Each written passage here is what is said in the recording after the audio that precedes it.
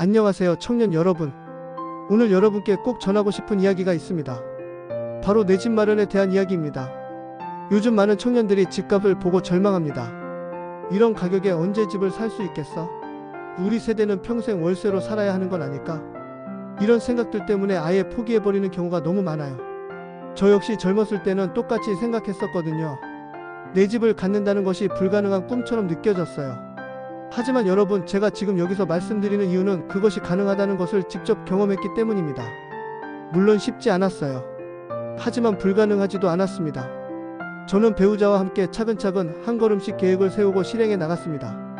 처음에는 좁은 월세방에서 시작했어요. 그리고 돈을 모아서 전세로 옮겼습니다. 전세에서 몇 년을 살면서 더 많은 돈을 모았고 결국 내 집 마련이라는 꿈을 이룰 수 있었습니다. 여러분이 알아야 할 중요한 사실이 하나 있어요. 세계 어느 나라를 가봐도 수도권 대도시의 집값은 비쌉니다. 뉴욕, 런던, 파리, 도쿄 어디든 마찬가지예요. 이것은 우리나라만의 문제가 아니라 전 세계적인 현상입니다. 그렇다면 다른 나라 청년들은 어떻게 할까요? 그들도 포기할까요? 아니에요. 그들은 자신만의 전략을 세우고 꾸준히 실행해 나갑니다. 그렇다면 집을 사기 위해서는 어떤 소비 습관을 가져야 할까요? 첫 번째, 목표를 명확하게 세우세요. 언젠가는 집을 사야지가 아니라 5년 후에는 전세로 옮기고 10년 후에는 내 집을 마련하겠다는 구체적인 목표 말입니다. 목표가 없으면 계획도 없고 계획이 없으면 실행도 없어요. 두 번째, 가계부를 쓰기 시작하세요. 내가 한 달에 얼마를 벌고 얼마를 쓰는지 정확히 파악해야 합니다. 놀랍게도 많은 사람들이 자신의 지출 내역을 정확히 모르고 있어요. 카페에서 5,000원, 배달음식에 2만원, 옷쇼핑에 10만원, 이런 작은 지출들이 모이면 한 달에 몇십만 원이 되거든요. 세 번째, 작은 사치부터 줄여나가세요.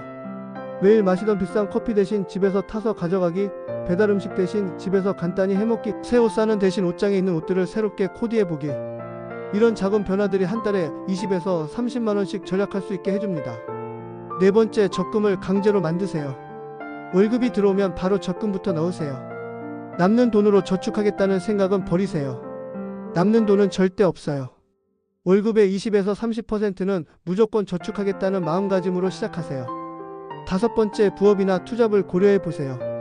주말에 배달 알바를 한다든지 온라인으로 할 수 있는 부업을 찾아본다든지 자신의 재능을 활용한 프리랜서 일을 해본다든지 본업 외에 추가 수입원을 만드는 것이 중요해요. 여섯 번째, 투자 공부를 시작하세요. 단순히 저축만으로는 집값 상승 속도를 따라잡기 어려워요. 주식, 채권, 부동산 투자 등에 대해 공부하고 작은 금액부터 시작해서 경험을 쌓아가세요. 물론 위험도 있지만 공부하고 신중하게 접근하면 충분히 가능해요. 일곱 번째, 동반자와 함께 하세요. 혼자서는 힘들어도 둘이서 힘을 합치면 훨씬 쉬워집니다.